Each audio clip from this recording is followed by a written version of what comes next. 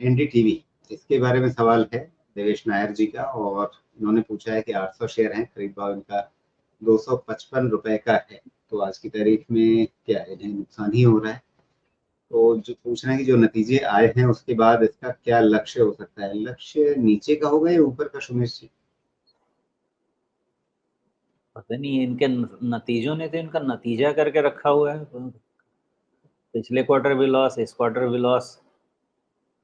जब तक ये प्रॉफिटेबल नहीं हो जाए मुझे लगता नहीं है कि इन पे भरोसा करना चाहिए। बाकी ये सेक्टर तो वैसे भी इन्वेस्टमेंट ग्रेड नहीं है। और मीडिया पे तो मैं ये पूरे साल के लिए आपके सर्वे में भी मैंने लिख के दिया था कि मीडिया मेरे हिसाब से लैगार्ड ही रहना चाहिए, वीक रहना चाहिए, होना तो वही चाहिए अभी। देखिए एनडीटीवी टेलीविज़न में मुझे कुछ होता जाता फ़िलहाल तो नहीं दिख रहा है। बीच में एक आध बारी डिमांड आई है, करीब-करीब दिसंबर के आसपास, ओके है।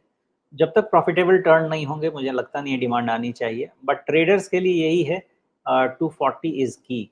मतलब एक कैंडल बना है आपका 26 अप्रैल का, उसका हाई बना है आपका 242 का। उसके ऊपर जिस दिन क्लोज़ हो जाए, जो ट्रेडर्स हैं, आप माने क्या-क्या होगा? उस केस में ये होगा कि हायर लो का पैटर्न कन्फर्म हो जाएगा। अगर हायर लो का पैटर्न कन्फर्म हो गया 242 के ऊपर, इसका मतलब आपके पास 213 या 14 का स्टॉप लॉस होगा ऑन क्लोजिंग बेसिस, जो बहुत ही एग्रेसिव ट्रेडर हैं, लंबा रिस्क ले सकते हैं। और जो कंज़र्वेटिव है, छोटा रिस्क ले सकते हैं 224। और ये स्टॉप लॉस के साथ ये प्राइस धीरे-धीरे मूव करना शुरू करना चाहिए और फिर आपका 270, 80, 90 जो भी रीटेस्ट होना है होगा। लेकिन ये सब तब तक पॉसिबल नहीं है मेरे हिसाब से, जब तक 242 के ऊपर क्लोज़ नहीं मिलेगा। जी, नतीजे तो प्रभावित नहीं कर रहे हैं, ये बात तो सही है। क्योंकि अगर मोटे तौर पे अगर हम देखें तो यहाँ पे आपका मार्जिन लगातार घट ही रहा है, और बीच में थोड़ा-सा सुधार होता हुआ दिखा था, बीच में 1 तिमाही में पॉजिटिव हो भी गया था मार्जिन, लेकिन उसके बाद वापस फिसलने लगा है।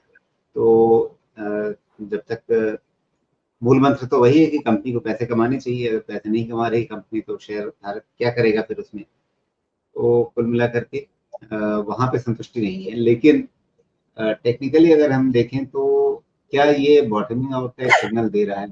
क्योंकि 20 day moving average, 200 day moving average, 50 day moving average, इन सबको पार करने की कोशिश हो रही है।